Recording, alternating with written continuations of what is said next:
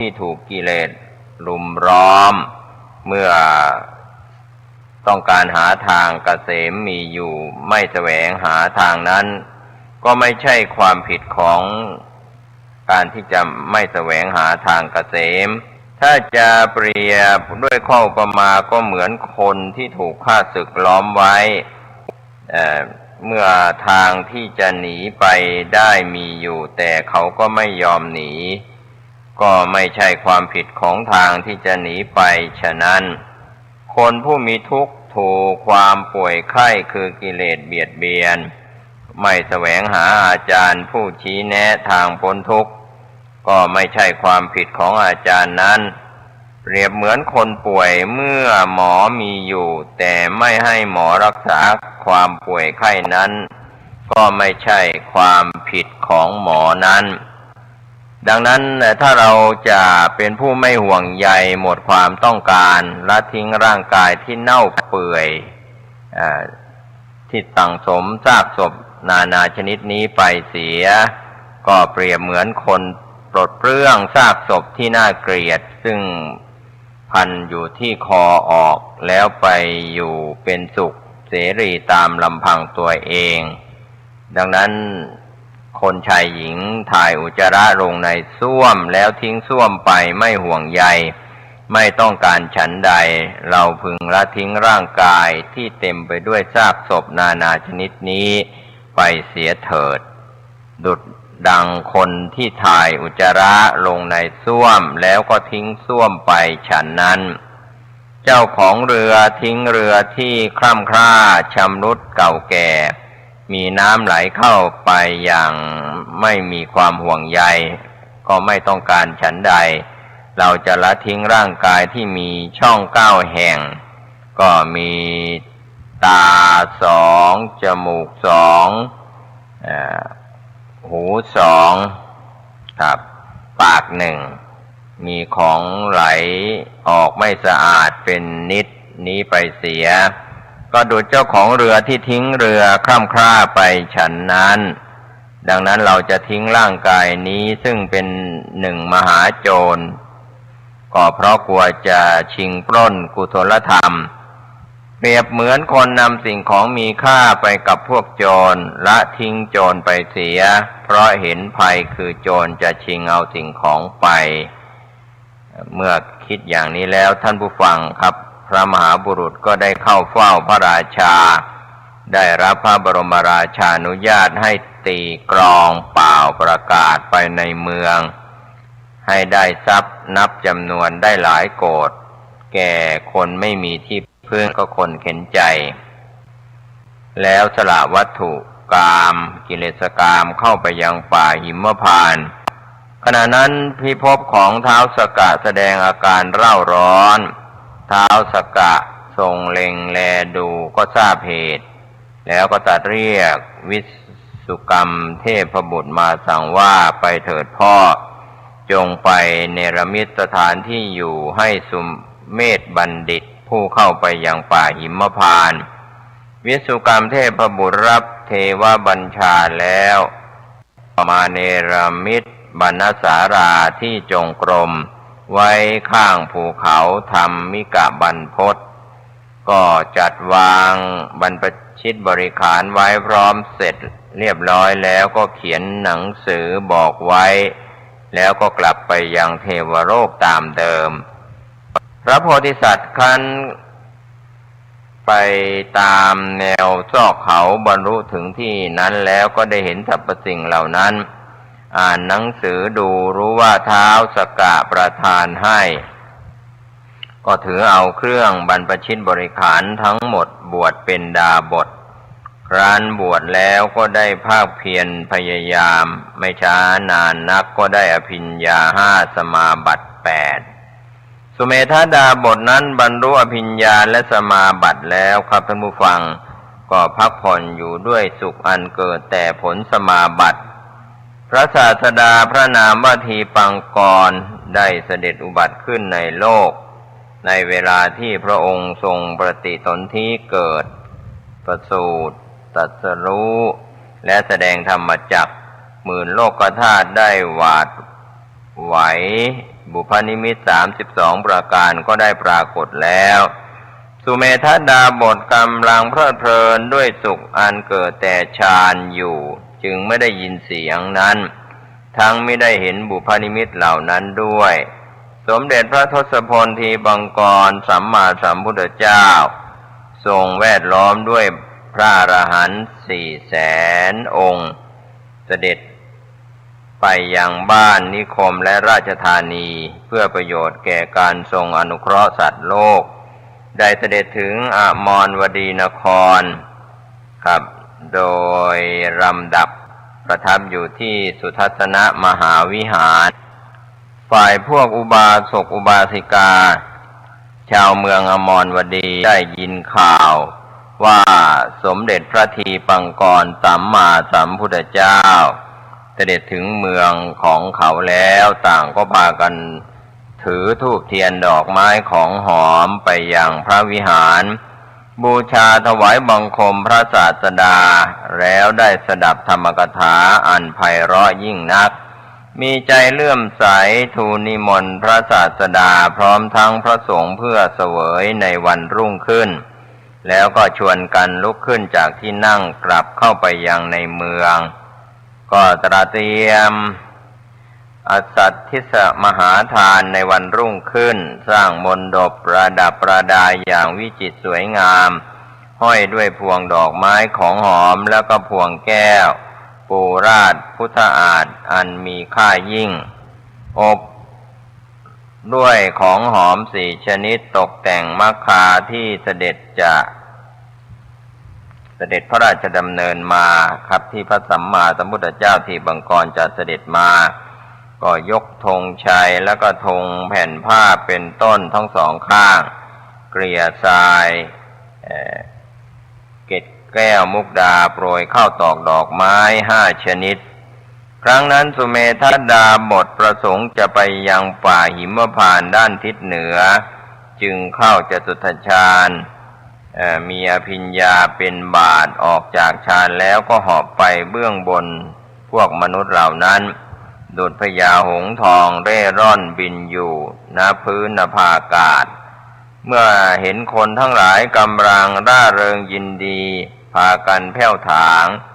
แล้วก็ตกแต่งหนทางอยู่ก็คิดว่ามีเหตุอะไรกันหนอจึงลงมายืนอยู่ที่ข้างหนึ่งพลางถามว่าท่านผู้เจริญพวกท่านพากันร่าเริงยิ่งนักและมีความขมักเขม้นแผ่วถางทางอยู่ดังนี้นั้นเพื่อประโยชน์แก่ท่านผู้ใดคนเหล่านั้นก็บอกว่าเพื่อประโยชน์แด่พระพุทธเจ้าฝ่ายดาบทได้ฟังดังนั้นก็ยินดีด้วยคิดว่าเสียงร้องประกาศด้วยบทว่าพระพุทธเจ้าเท่านั้นก็หาฟังได้ยากอย่างยิ่งไม่จำเป็นต้องพูดถึงว่าพระพุทธเจ้าเกิดแล้วจึงกล่าวว่าถ้าท่านทั้งหลายแผ่วถางทางเพื่อพระพุทธเจ้ากันแล้วก็ขอจงให้โอกาสที่ว่างแก่ข้าพเจ้าบ้างเถิดข้าพเจ้าจะแผ่วถางร่วมกับพวกท่านด้วยคนเหล่านั้นคิดว่าดาบทรูปนี้เป็นผู้มีฤทธิ์มากมีอานุภาพมากจึงได้ให้ที่ว่างซึ่งขรุขระแผ่วถางได้ยากยิ่งนักฝ่ายดาบทก็ได้เกิดปีติมีพระพุทธเจ้าเป็นอารมณ์แล้วก็คิดว่าเราพอจะทำที่ว่างนี้ให้เป็นที่น่าดูยิ่งนักได้ด้วยฤทธิ์แต่การทำอย่างนั้นไม่ทำให้เราปลื้มใจเต็มที่ได้เราควรทำงานด้วยกำลังกายจึงขนเอาดินร่วมมาถมลงณสถานที่นั้นครับในส่วนของการแผ่วถางทางยังไม่เสร็จเรียบร้อยพวกชาวเมืองก็กราบทูลเสด็จพระผู้มีพระภาคเจ้าลำดับนั้นพระผู้มีพระภาคเจ้าทรงแวดล้อมด้วยพระอรหันต์400,000 องค์ประดุจดังเท้าสหัสนัยแวดล้อมด้วยหมู่เทพพยดาเสมือนหนึ่งว่าเท้ามหาพรหมแวดล้อมด้วยหมู่พรหมเสด็จดำเนินโดยมัคคาที่ตกแต่งประดับประดาแล้วด้วยพระพุทธลีลาพระพุทธ ลีระหะวิราชอันหาที่เปรียบมิได้ฝ่ายดาบทเห็นพระผู้มีพระภาคเจ้ากำลังเสด็จมาก็คิดว่าวันนี้เราควรบริจาคชีวิต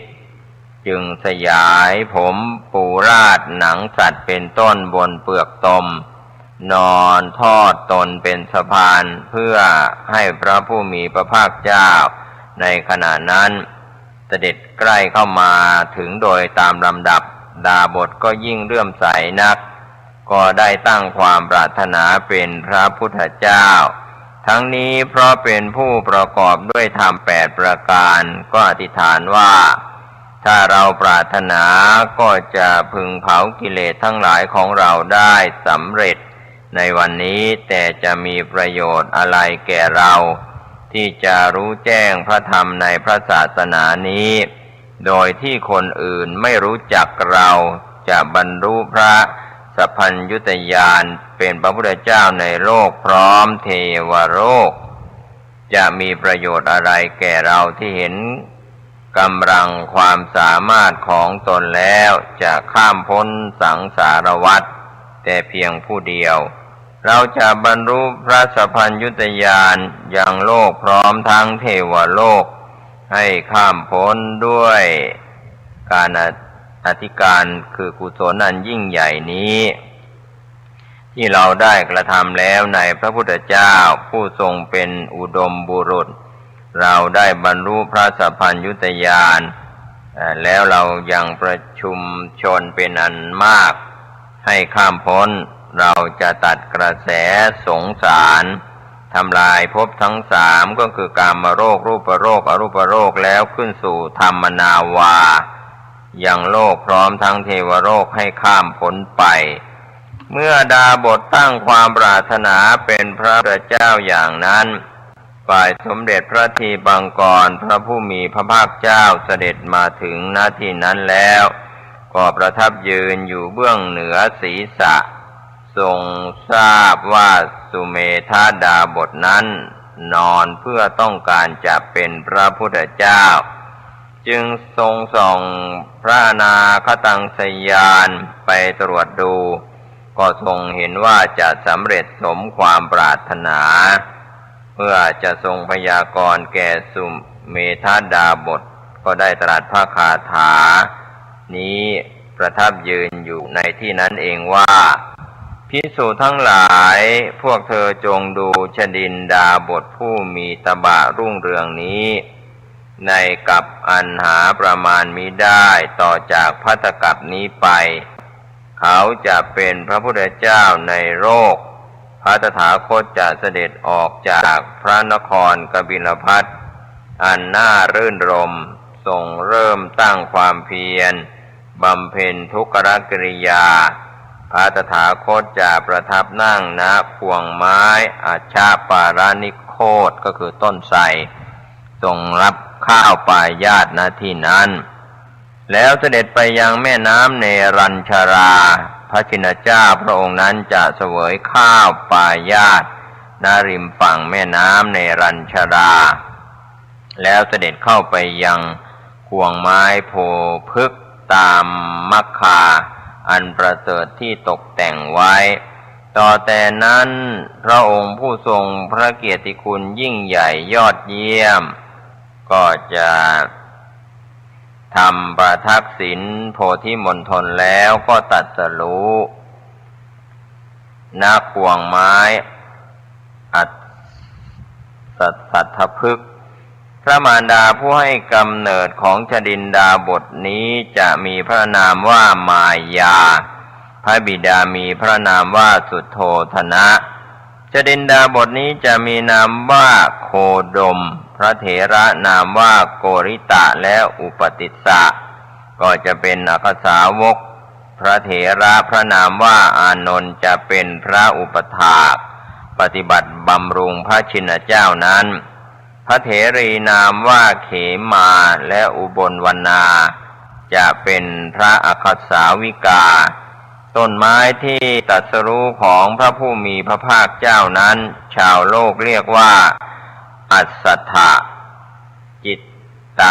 ค คฤหบดีแล้วก็หัตถ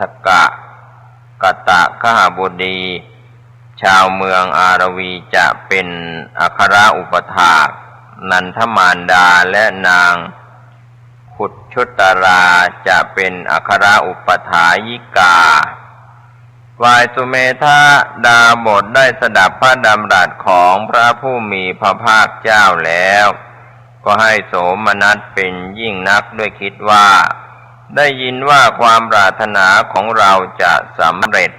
แม้มหาชนได้สดับพระดำรัสของพระผู้มีพระภาคเจ้าแล้วก็พากันร่าเริงยินดีว่าได้ยินว่าท่านผู้นี้เป็นพุทธังกูลหน่อพระพุทธเจ้า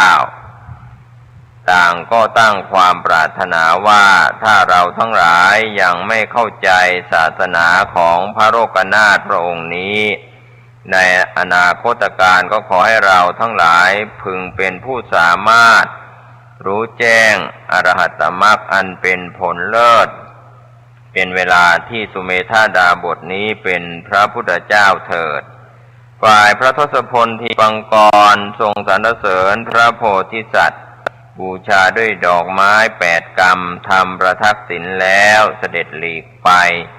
แม้พระขีณาสพพระอรหันต์เหล่านั้นก็บูชาด้วยของหอมและดอกไม้ทำประทักษิณแล้วก็หลีกไปทั้งเทวดาและมนุษย์ทั้งหลายก็ได้บูชาไหว้แล้วก็หลีกไปอย่างนั้นเหมือนกันฝ่ายพระโพธิสัตว์ลุกจากที่อันตนนอนอยู่ในเวลา